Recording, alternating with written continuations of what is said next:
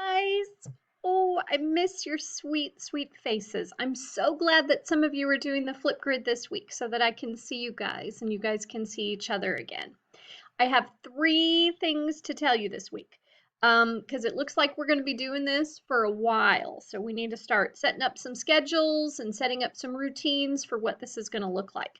So, item number 1, check Google Classroom daily. Check the stream and check the classwork tab for any new announcements posted, for any new assignments posted.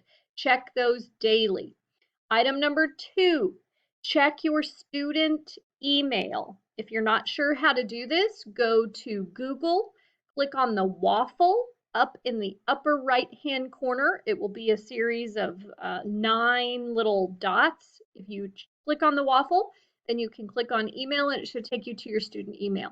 That way, if you sent me a comment on one of your assignments in Google Classroom and I was able to reply to you, that's where you're going to see that information. So check Google Classroom and check your student email daily. Third thing is just keep on working. Find some kind of new normal for yourself and work on making a schedule where you can get some work done.